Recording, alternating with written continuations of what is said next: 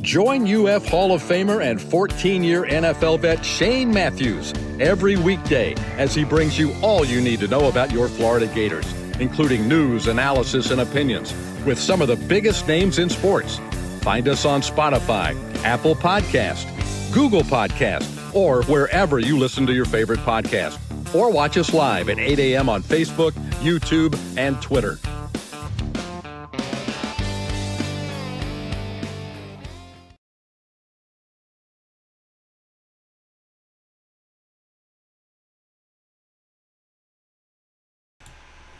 All right, good morning, folks. Welcome to a live Thursday edition of PodUp with Matthews in the morning. We're a little bit behind schedule here as guest host Loren Meadows is getting ready to join us, but it's a Thursday, so we got the Titan Emerald Hotline, and we got our man Brent Beaird. This is, by the way, your producer, Zach Rothrock, tap dancing, filling in. But we got Brent Beaird with us as we wait on Loren Meadows. So, Brent, how you doing? Well, I'm doing well, Zach. Good to be on with you, and folks need to hear your voice from time to time with the tremendous job that you do. So there certainly is a lot that we're going to get into. Shane is away today, but Loren's going to be helping us. We look forward to that. Happy 4th of July, Zach, by the way.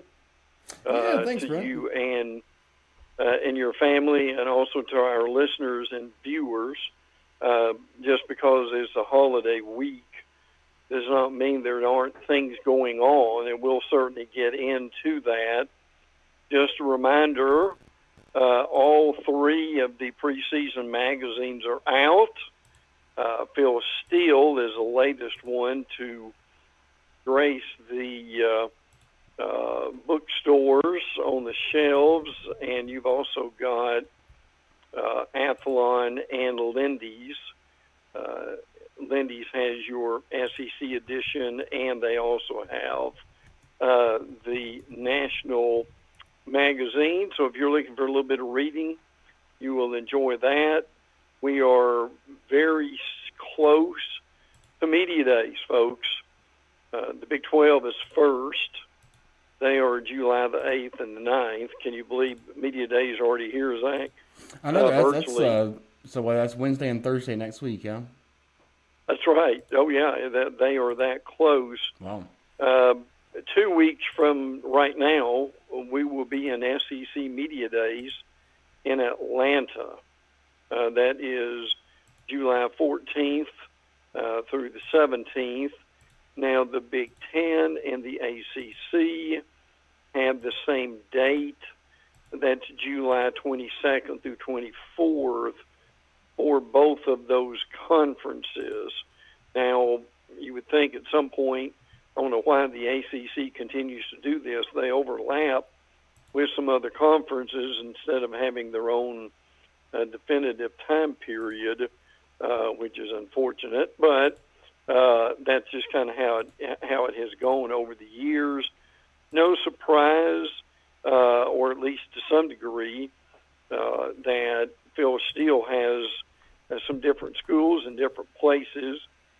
Penn State is 1, Clemson 2, Notre Dame 3, 4 is Texas, 5 is Ohio State, 6 is Georgia, 7 is Bama, 8 is Oregon, Oklahoma really rising here at 9, and Michigan number 10. So, Zach, any surprises there that hit you in Phil Steele's top 10? The only thing that I think that kind of stood out to me about that list, as I was honestly getting to welcome on host Loren Meadows to the program. He's here. I believe the one thing that I saw about that list that kind of stood out was I think LSU is pretty. Are they far down or unranked? I'm sorry if you said they were really high. As a well, they're still high. They're number 11. So, but Loren, brother, good to have you with us today too. Yes, sir. How you guys doing? I'm had a little technical difficulty coming in from Austin. I'm actually sitting in enemy territory, I guess, for our Florida fans for the San Antonio. So still in enemy territory, but at the scene of the jubilation a few months back in the Final Four, for sure. Wow. Well, and as you said, you are close to Texas, and with the preseason magazines, Texas is number one in Lindy's, and they're number one in Athlon. So Kent State number one in Phil Steele. That's the only difference in the top team that we've seen so far. Yes, sir. Let me ask you this: I know as we're going to kind of whip around the country. What is it that, Texas lost quite a bit, lost some people in the secondary, lost some people, I think the offensive line is supposed to be pretty good, the receivers, but it all seems to center around Arch Manning. What are your thoughts on Arch? What have you heard as far as spring practice and just within the facility that everybody's so high on Texas? Coach Spurrier came out a couple weeks ago or last week and talked about the unproven. I mean, obviously we know the talent is there, but quite a few people have talented quarterbacks. What is it that has Texas right there where people think they're going to be the last team standing? Well, as Shane and I say often, Texas has dudes, and they do. Now, obviously, Manning is a Manning, and that gives him instant credibility. And he hasn't played a whole lot, frankly. But I'll say this: obviously, Quinn Ewers was a guy last year that wasn't going to change. But when Manning has played, he has looked good. His numbers have been fine. But when you got the skill position players that he does, they are really good at running back with Q Wisner and also C.J. Baxter. Baxter missed most of last year with an injury. Tremendous wide receivers, DeAndre Moore, for instance. Emmett Mosley, Ryan Wingo. Those guys are tremendous. You mentioned the offensive line; they don't do anything without that line, and it's very good too. Trevor Gooseby, Cole Hudson, 4-year player at center, and they're very good again defensively. That their back group of that defense with Anthony Hill, Jalen Gilbo, Manny Muhammad, those guys are solid. So, but Lauren, a big game, right? Start the season. Everybody's looking at that Ohio State game at Columbus, and then after that, the Ohio State game. Get this now: San Jose State, UTEP, Sam Houston. How about that for a trio? And then you've got at Florida on October the 4th, and obviously Red River with Oklahoma on October the 18th. Frankly, one of the reasons that Texas is number one is that schedule is not very tough either, Lauren. Right. Yeah. I think that speak to the opportunities that everybody has, but that first game, kind of a 12 o'clock start. I think Fox wants to keep that at a 12 o'clock start. And I actually was with some Ohio State fans. They're a little upset about that 12 o'clock start with Texas coming in. Yeah. That's a 12 o'clock start. Is that something that Fox is just stuck on as we get ready to move around the league a little bit? But speak to just where Fox is really trying to almost change the paradigm, so to speak, of games coming on at 12, the big game, the big noon kickoff, as opposed to ESPN, ABC, and others like to keep that game at that 7 o'clock, 8 o'clock slot. Yeah, the thing they're going on is momentum for their pregame show.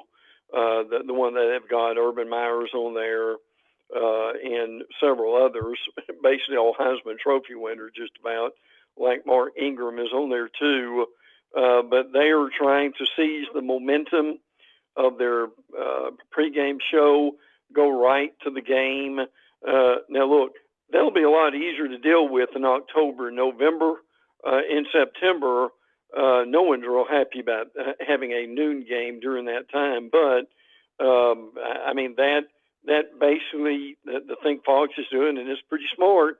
You have basically the game of the weekend, and then you can use that momentum for your windows that go after that noon game. So, and I know the Ohio State Texas game is probably the headliner, but I can tell you the LSU at Clemson game that Saturday night to me is as close to it as any game will be. So two humongous games on the Labor Day weekend as we open the season.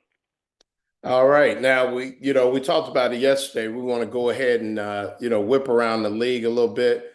But first, what we want to do is talk about what's going on with the Florida Gators right now. Let's start there, and then we can kind of go kind of in alphabetical order and whip around the league. But first, we want to thank Comfort Temp Heating and Air. Comfort Temp Heating and Air is your #1 local HVAC company, offering $1,000 off new installation units and 10% off any additional services through June. So we're into July now, but visit us at comforttemp.com. I'm sure they might, if you talk to Comfort Temp, they give you those services through July as well, as we kind of at the beginning of the month. But speak to last week or maybe a week or two ago, Florida really hit the ground running with that great recruiting weekend. But just speak from an X's and O's point to where Florida is. And I think people have them anywhere between, I think, 11 to that 20 spot going into the season. Yeah, look, first of all, you cannot ignore, I don't care what fan base you are, Florida's on fire in recruiting. That coaching staff deserves a lot of credit. Kendall Gribble, a 4-star defensive lineman, committed to the Gators over Texas, Florida State, and Georgia. 6'4", 315. How about that size, Loren? Oh, man. The number 12 defensive lineman, number 77 overall prospect, and this will be in 24/7. He is from Fort Myers. Mercy, 165 total tackles, 24 for loss, 7.5 sacks, and four fumbles in his high school career. So a lot of schools are out trying to get him, as we mentioned, Texas, Florida State, and Georgia. So he's one of the latest ones who has committed. Also, Jake Slaughter, maybe the best center in the country, first team All-American honors from AP following the 24 season. That is not slowed down. The Walter Camp Football Foundation is named him a preseason first team All-American. Florida, guys, has easily one of the best offensive lines in the league and in the nation. I tell you what, Loren, when you really sit back and you think about what Florida's got, you got basically 4 or 5 returning on the offensive line. Yes, sir. You've got the Wilson kids, for instance, at wide receiver. Jaden Baugh, who is one of the better ones in the SEC. Listen, if Lagway is healthy, and I know that begins every conversation with Florida, but if Lagway is healthy, this will be one of the better defenses, not just in the SEC, but in the country. Yeah, and what are two things, and you mentioned it, is was the spring just one of those things where when you talk about Lagway's health, is that something that I think Florida fans may want to kind of back off of and just enjoy things right now? Or is that something, do you believe that his health, maybe like much like a Anthony Richardson, maybe, where it was always there in the background? Or is it something that he will find himself just, as the season goes along, where it's just like we got to take it week by week? Or was the spring, because he sat out the spring, was that maybe overblown, from the standpoint of his health? Well, and there's a lot of that, Loren, we just don't know. And won't know until really that fall camp begins. But look, if Lagway's healthy, he's as good as any quarterback in the league. I mean, I know Garrett Nussmeier, Lenore Sellers, Arch Manning. Those are the guys who are getting all the attention. And it's going to be fascinating to see what the coaches do with Lagway. I mean, his legs are a real benefit. I mean, he's a true dual threat in a lot of ways. But the reality is, do you go easy on him and really pick your spots for him to run? So, and look, you mentioned Anthony Richardson, and I really hope he makes it and does well with the coach. Lagway, to me, is a significantly better quarterback than Richardson was. Lagway can make all the throws at all the spots. Lauren, I'm still convinced they may beat Georgia. Lauren, I'm still convinced they may beat Georgia. Lauren, I'm still Georgia. Lauren, I'm still Georgia. Lauren, I'm still Georgia. Yeah. I got you, sir. I'm sorry. Yeah, that's okay. Sometimes we get one of those mornings, Lauren. I understand. Yes, sir. Yeah. So, and then the schedule. This question brought to you by Electronic World, integration and design specialist for smart home automation and entertainment. Is summer, folks. Let Electronic World make your pool area and patio amazing. electronicworld.net. The schedule, Mr. Beaird, everybody makes a big deal about the schedule. It's basically the schedule again. It lines up for Florida a little bit different, but where do you see this schedule, as far as them being able to manage it now the second year? Does going through that, even though the early date to LSU, does going through that last year help this team as they navigated this year?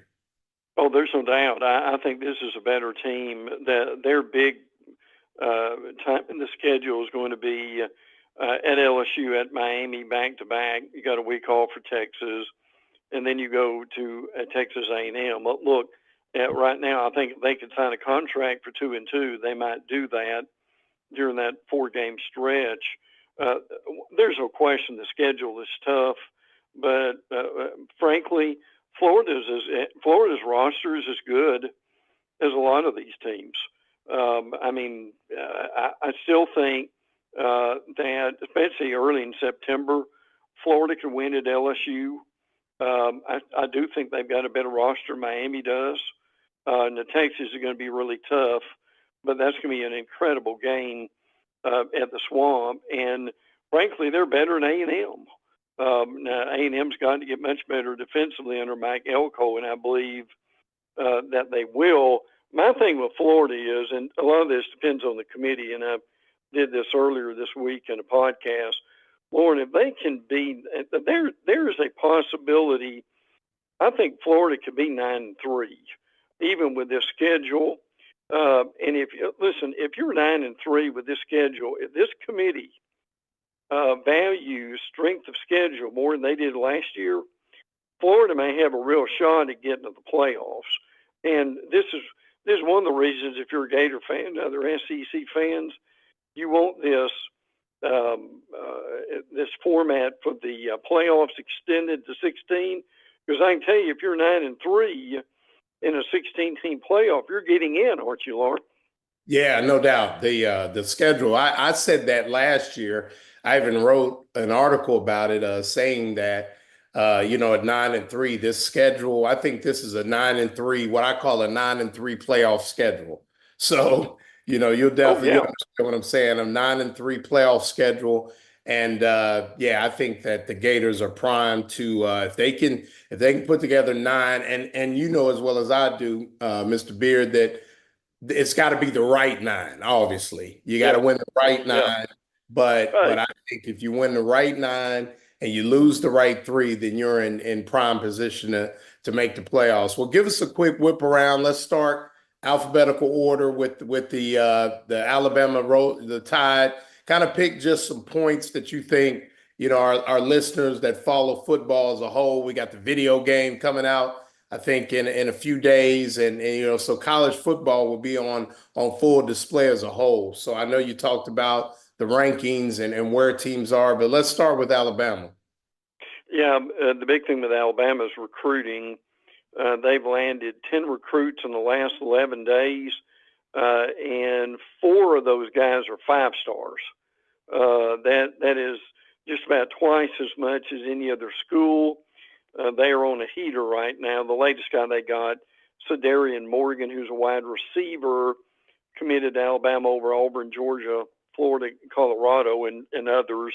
Number 1 player in the state of Alabama, number 2 receiver in the country. So he is like 6'4". You want some tall receivers, and he is certainly one of those. And Xavier Griffin is a 5-star linebacker, another guy that they got. I won't go into all of them, Loren, but safe to say Bama really rolling right now like a lot of school. I would argue right now Alabama, Georgia, and Florida. I know others are doing well, but those are the 3 hottest schools right now, in my opinion, in the conference. All right. UF Health Orthopedics and Sports Medicine. Injuries occur whenever and however, and it's never convenient. For sprains, strains, and minor fractures, UF Health Ortho Care makes it convenient for you. 7 days a week, walk-ins are welcome. What about the Auburn Tigers, which is always funny to me? They're the closest school to Florida in the SEC, but they never play. Where are the Auburn Tigers at right now? Yeah, that's a great point. Auburn's struggling, frankly, in recruiting. They are number 89, if you can believe that, in recruiting. They lost a 4-star receiver, Denarius Gray, to Kentucky. He flipped to Kentucky. Hugh Freeze was asked about where they are in recruiting. They're ranked last in the SEC. They've only got 6 commitments. Freeze said, I do think it will shake out in the long run, but it is hard to sit there and feel great about it. So they did get a recent commitment, Peyton Falzon, 4-star quarterback, flipped his commitment from Penn State to Auburn, according to On3, 6'5", 205 from Nazareth, Pennsylvania. So Auburn has to get a lot of Pennsylvania recruits, and particularly quarterbacks from up there. So that's a pretty good pick for them. Very good. And I think next up, who we got on the list? Next on the list, looks like Georgia, the hated Georgia Bulldogs. Yeah, Georgia's on fire too. They've had 18 commitments, 18 in June. Wow. 16 in the 26 class, 2 more in the 27 class. As a matter of fact, in the last 7 days, they've had 7 commitments. 6 of those are in the Rivals 250, 4 in the top 100. James Johnson has committed. He's from Northwestern in the state of Florida. 6'3", 285-pound defensive lineman. So he's a guy that they really like. Chase Calcutt is another guy, 4-star ranked safety out of Texas. So they've gotten a guy out of Texas, one out of Florida. They continue to recruit the region and nationally really well also. So the Dogs are like Bama and like Florida. They are doing incredibly well in recruiting. And look, this is a discussion on another day, but the National Signing Day is going to be moved probably sooner than later. And what we're reading and hearing is it's going to be moved, believe it or not, to the summer. So with these classes, now I'll be brief on this. Loren, think about this a minute. Just think if signing day was July 1st or August 1st with all this recruiting. These guys know where they want to go. They've made a commitment. Imagine if you could go ahead and basically put that class to bed before the season begins. There would be some advantages to that, would it not? Yeah, absolutely. Yeah. I mean, if they moved it up and got those commits, absolutely. Because, unfortunately, the moving and shaking occurs on those 12 Saturdays in the fall, if you know what I mean. That's where the decommits start to happen and things like that. So, yeah, I mean, you run into that for sure. Meldon Law, the only official injury and accident law firm partner of the Florida Gators. And Buck Wade said the Auburn people are upset with Freeze. He golfed 20 out of the 30 days in June. So, well, I'm you sure. know. I'm sure he's not the only. He's not the only SEC coach to play golf in town. Okay, I know you got to go, but you got a few minutes to talk about maybe a couple more of the Gators opponents. LSU. Where's LSU at this point? LSU is pretty much top 10 for everybody. They recently landed a commitment. Trenton Henderson, the Gators are in on that one, 6'4", 225. He is a 5-star, really well thought of. He's an edge rusher, so he goes to LSU. Another thing for LSU, obviously, as we mentioned, they start with Clemson in the opener. This is amazing, but again, LSU's lost 5 straight openers to 4 different opponents. Wow. Southern Cal last year, they've lost to Florida State twice. But Clemson, since 2020, is only 2-3 in openers. So that's a problem with that too. Let me mention something real quick. Yes, sir. Loren, it has to do with LSU, but it has to do with everybody. There was an article out yesterday from the Advocate, and it talked about the NCAA, and this is coming, it's just a matter of time, is going to allow schools to sell patches on their jerseys. Okay. Now, that has not been approved yet by the NCAA, but it's another revenue stream, and everybody's going to be able to do it. Now, I mean, it will look neat. The jerseys aren't going to be like NASCAR, okay? We're not going to get anything like that. So, and that needs to be said. Right. But I can tell you, it's just a matter of time before that is going to be signed off from the NCAA, and everyone's going to be able to do that. I think that's something that is going to help. A quick Missouri note: they're still trying to figure out who the quarterback's going to be. Bo Pribulo, who comes from Penn State, or Sam Horn. If Sam Horn's name sounds familiar, he was on the Missouri baseball team too. And another note from Missouri, for Gator fans, one of their better defensive tackles is Chris McClellan, who obviously was at Florida. Yes. 6'4", 323, 39 tackles. He is doing well and coming along with their defense. So far, so good. Ole Miss is a very interesting team. They return a lot of their defense.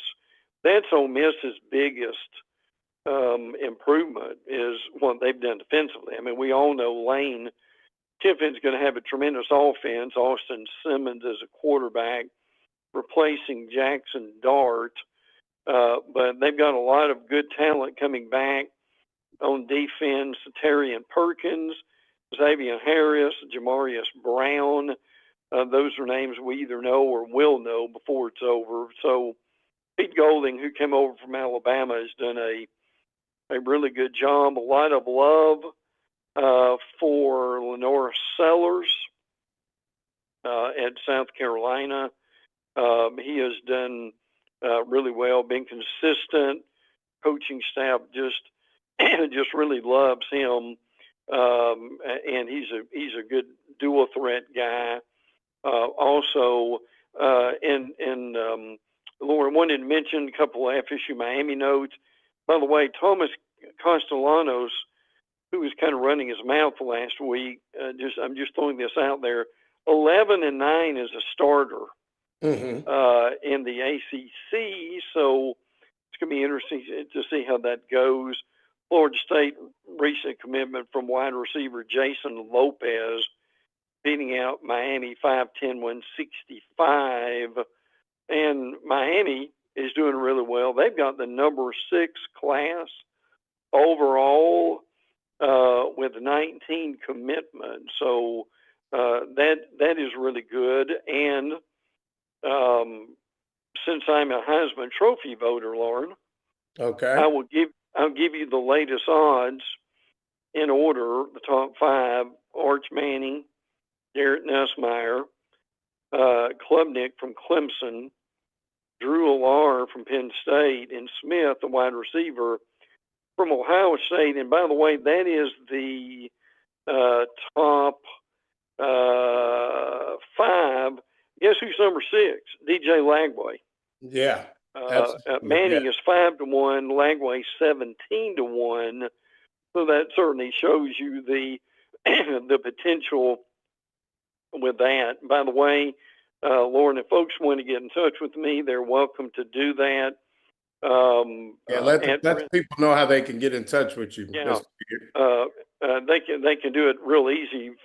I'm on Twitter or X at Brent Beaird, Beaird. If you want to send me a question on Twitter, DM, be glad to do that. Really appreciate you helping us out today, Loren, and yes, sir. And certainly I hope everybody has a great 4th. And I tell you what, brother, when we get to the 4th, people get some magazines in their hand. Yes, sir. They're sitting by the pool. It kind of whets the appetite a little bit, but that is going on. And again, next week starts media days, the Big 12, July 8th and 9th, and then the SEC, July 14th through 17th. So, Loren, it's right around the corner, is it not? Yes, sir. And I was going to ask you, I got a question brought to you by Quality Plumbing, residential commercial plumbing services and emergency repair since 1984. Our name says it all. You talked about the magazines, but as I mentioned, I think next Monday or Tuesday, everybody waited for that video game. Do you a video game guy? You got grandkids that play the game or anything? Well, I've got a 11-year-old grandchild daughter.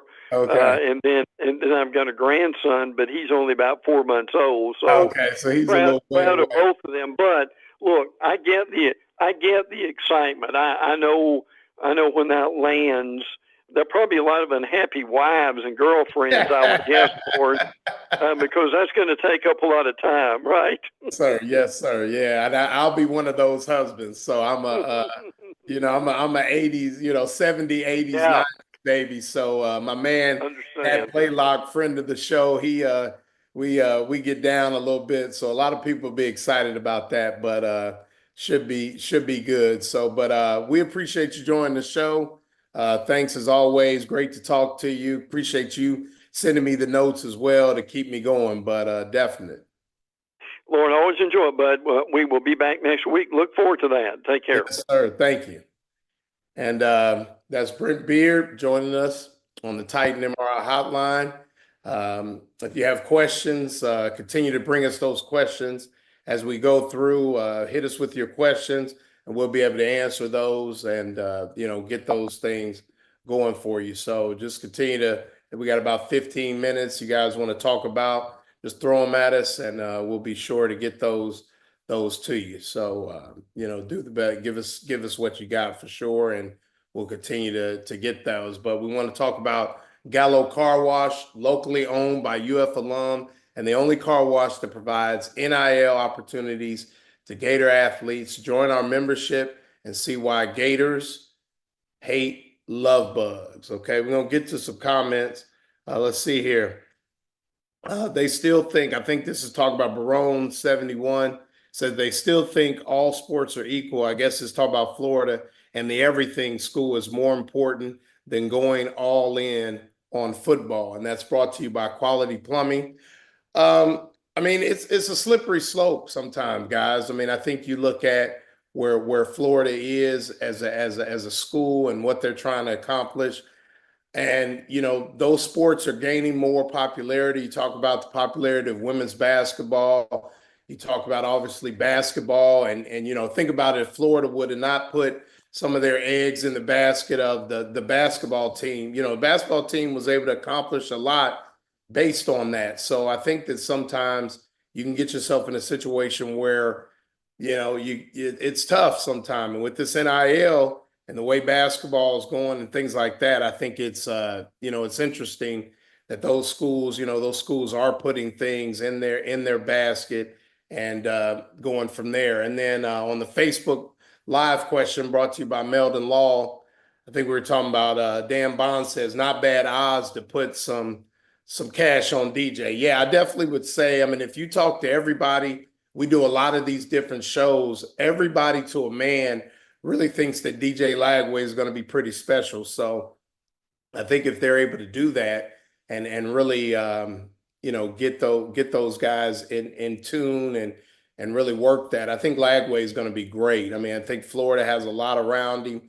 I'm really impressed with the receivers. I think that they're going to be a really good bunch, and so that definitely, no doubt, will be right in there. So I think that that's one of those things where if Lagway can stay healthy, stay consistent, then they'll be in great shape there for sure. So it's just one of those things, man. And yeah, I mean, the question, why haven't the Gators been able to build an elite women's program? That's Ted Lieber on the Facebook question brought to you by Meldon Law.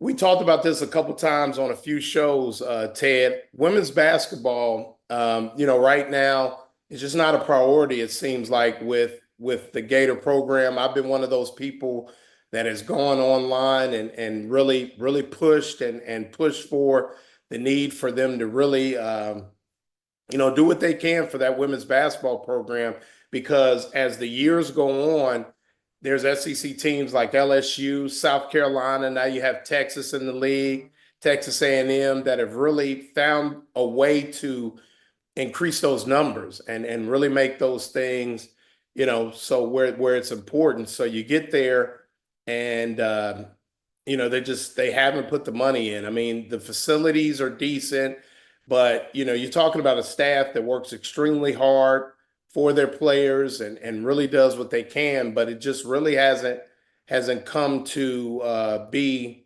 where they can find the funds. And it's all about NIL now. I think people forget that when you're looking at where this program is and where things are going. Like Dan Bond just said, softball had the highest ratings in the this year in the College World Series. And it's just one of those things. So I think that, with Kelly Ray Finley, they worked extremely hard. They've been able to recruit really well without having the funds in NIL, but it just hasn't worked for them. So I'm not sure, So, just women's basketball continues to, I think if it was no NIL, I think Florida women's basketball would be right where they need to be. That staff works extremely hard.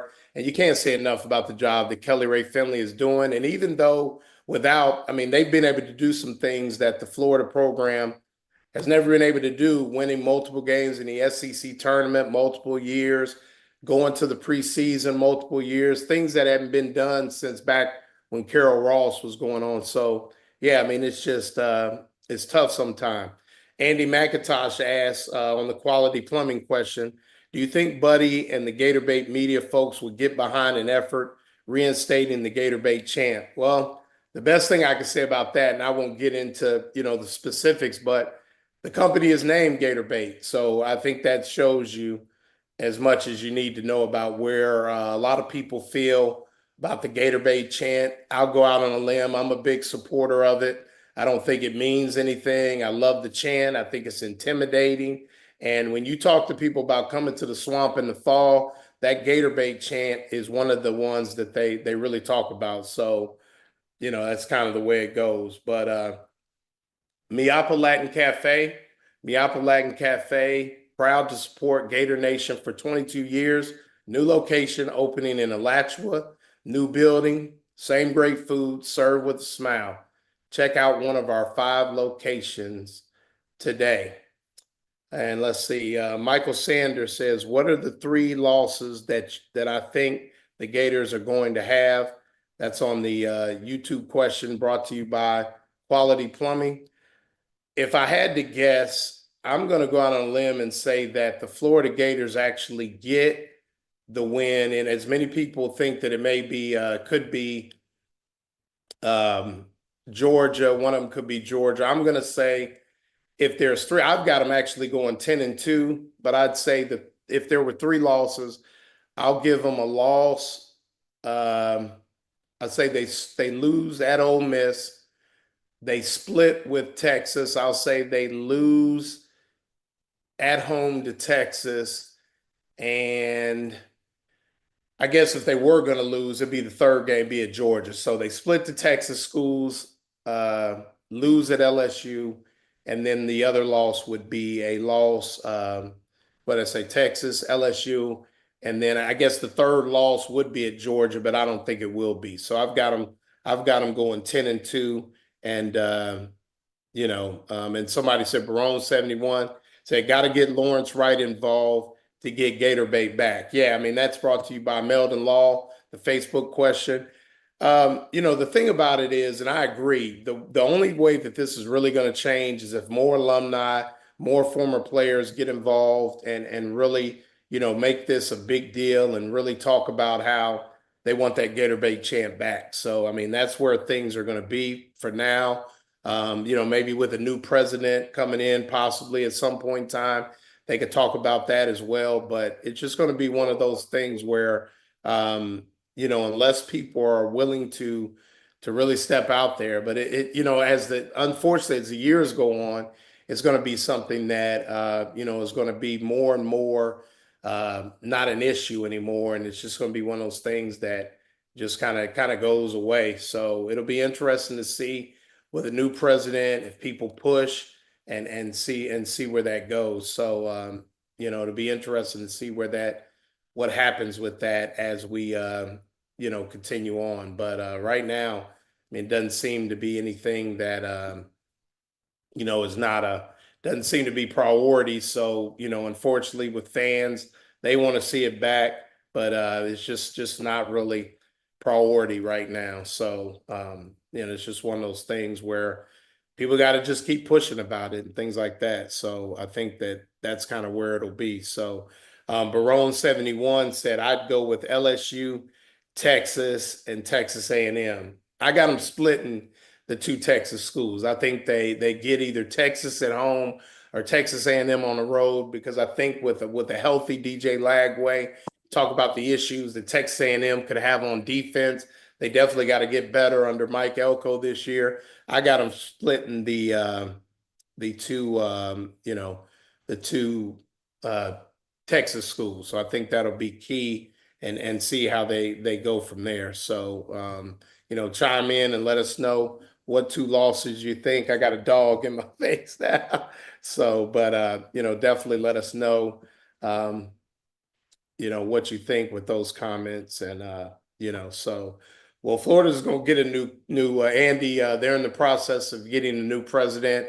I know they had a vote on the president from Michigan. Unfortunately, that didn't go through. So I think they're going back. So those of you that, I don't get into who the president is as much. That's not my role here, but I think that eventually they'll have a new president. I thought, some people thought Dr. Fox has done a nice job. It's all up for debate. We don't have to get into that, but I think they'll have a president soon for sure. We got about 5 more minutes. Hit us with some more of your questions and let us know. While we talk about Silverback Concrete, Silverback Concrete builds firm foundations for generations. You stand out on it, we stand by it. Silverback Concrete. Let's see here. They said, has Florida picked up any recent portal commits in baseball? And do y'all believe the Gators will make it to Omaha next season?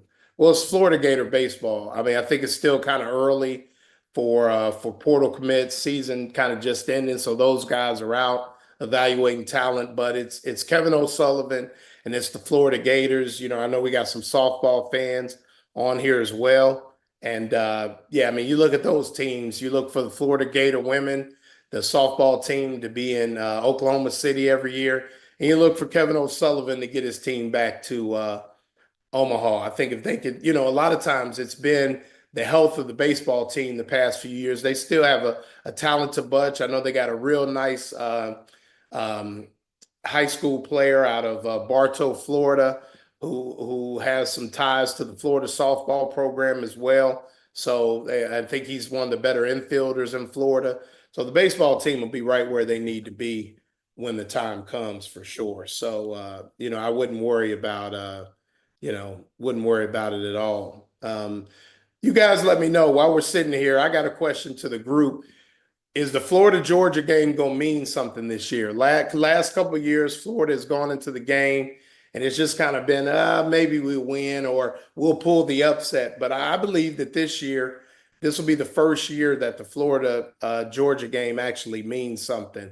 Chime in real quick and let me know. But I really think when they take that trip late in the season, midway through the season, right after Halloween, I think that Florida-Georgia game is actually going to mean something for the first time in a long time. I'm talking about winner could go to Atlanta. Winner is set up to really make a run for that college football playoff. Let me know what you guys are thinking when with that, and let me know, because I think at this point when you talk about DJ Lagway, Jaden Baugh, the Wilsons at receiver, J. Michael Sturdivant, a lot of people forget about Hayden Hanson. We talk about Tyreek Sapp on defense, the young linebackers with Childs and Miles Graham.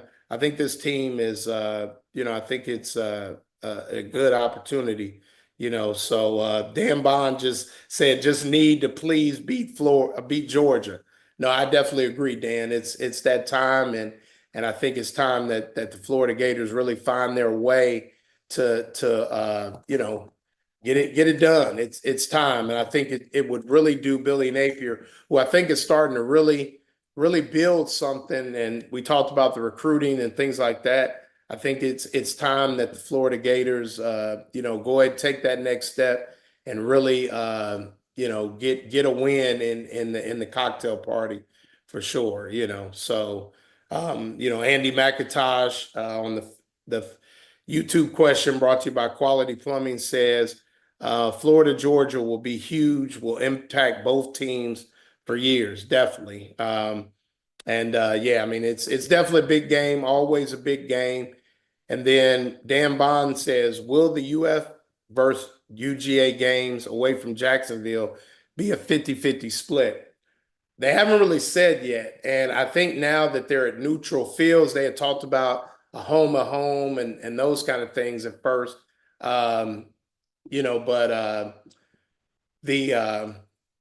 issue, I think, will be because they are neutral games, I think it'll still be a 50-50 split, Dan. So, I think that will be something that, that will continue throughout. So, yeah, I would think it will be a 50-50 split.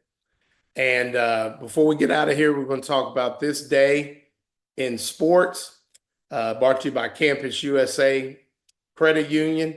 This day in sports brought to you by Campus USA Credit Union. We're proud member Steve Spurrier Banks. And for this day in sports, in Wimbledon women's tennis in 1982, Martina Navratilova beat Chris Evert 6-1, 3-6, 6-2 for the first of 6 straight Wimbledon singles titles. So for those of you that follow tennis or just follow sports, big day for Martina Navratilova. I think she has a record Wimbledon titles, 6 straight Wimbledon singles titles on this day in sports. We thank you guys for joining us. Like us on Facebook as well as YouTube. Subscribe. Appreciate you joining us on this edition of PodUp with Matthews in the morning. Have a good day.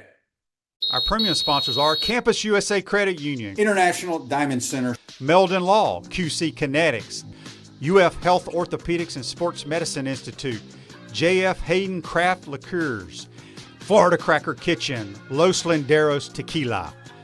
Gridiron sponsors are Baker Sporting Goods, Cogent Bank, Comfort Temp, Electronics World, Florida Victorious, Gallo Car Wash, Miapa Latin Cafe, Peachland Dental, Quality Plumbing, Ruse Ogre State Farm, Silverback Concrete, 84 Lumber, Big Meals Cheesesteak, Celebrate Primary Care, Dowling Sign, Gator Bait Media, Gator Dominoes, Ironwood Golf Course, Tropical Smoothie Cafe, UF Bookstores, Nest and Wow, MG&A Wealth Management. Watch and listen to us live on Facebook and YouTube. Listen to the podcast whenever on Apple or Google Podcasts, Spotify, or wherever you listen to your favorite podcast. Remember to like, follow, and subscribe so you don't miss an episode. To become a sponsor, call my man Freddie at 352-284-3733. Naysayers. Setbacks. Injuries. Life throws a lot of hurdles your way. The key is just keep jumping them.